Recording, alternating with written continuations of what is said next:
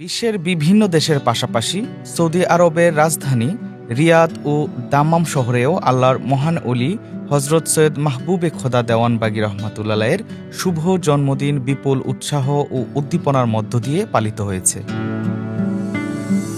আল্লাহর অলির শুভ জন্মদিন উপলক্ষে রিয়াদ, দাম্মাম ও জেদ্দা শহরে অবস্থিত জাকের মজলিস ও খানকা শরীফগুলোতে মিলাদ মাহফিল ও আলোচনা সভা অনুষ্ঠিত হয় এবং ওট জবাই করা হয়। আমরা আজকে মহান মুর্শিদের ৭৬তম শুভ জন্মদিন উপলক্ষে ২টি ওট ক্রয় করেছি। এছাড়া আল্লাহর অলির শুভ জন্মদিনের কেক কাটা হয় এবং উপস্থিত আশিকে রাসূলদের সহ বিভিন্ন দেশের মেহমানদের মাঝে খাবার বিতরণ করা হয়।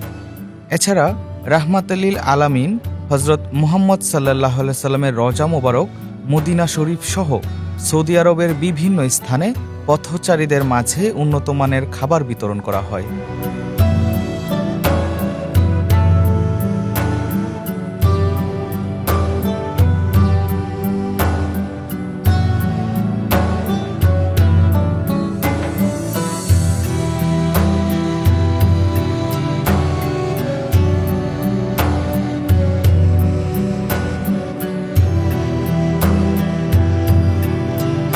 খাবারের মধ্যে ছিল ওটের মাংস দিয়ে প্রস্তুতকৃত বিরিয়ানি, পানীয় ও ফলমূল সামগ্রী। মোহাম্মদী ইসলামের নেতৃত্ব প্রদানকারী মহামানব ইমাম প্রফেসর ডক্টর কুদরতে খোদা হুজুরের আহ্বানে বিশ্বের ৩০টিরও অধিক দেশে এমন মানবিক ও ধর্মীয় কর্মকাণ্ড পরিচালিত হয়েছে। ইমাম কুদরতে খোদা সুফি ধারার একজন আধ্যাত্মিক ব্যক্তিত্ব, যিনি মোহাম্মদ ইসলামের ইমাম হিসেবে মানুষকে ধর্মীয় দিক নির্দেশনা প্রদান করে আসছেন।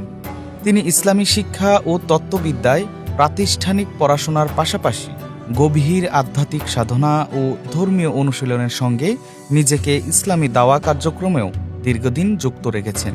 তার প্রচারিত শিক্ষা ও বয়ানে আত্মশুদ্ধির মাধ্যমে নৈতিক চরিত্র গঠন, একনিষ্ঠ ইবাদত চর্চা এবং হজরত রাসূল সাল্লাল্লাহু আলাইহি সাল্লামের আদর্শ অনুসরণের ওপর বিশেষ গুরুত্ব দেওয়া হয়।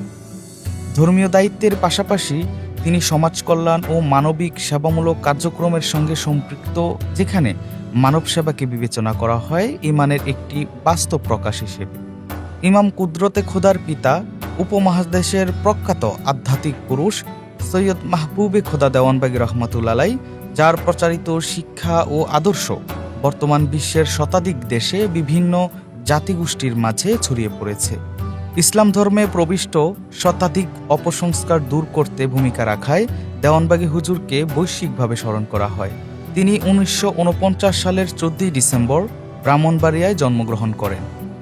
২০২০ সালের ২৮ ডিসেম্বর উফাতের পূর্বে তার মেজ ছেলে ইমাম কুদরতে খোদার কাছে দেওয়ানবাগ শরীফ পরিচালনার দায়িত্ব অর্পণ করেন।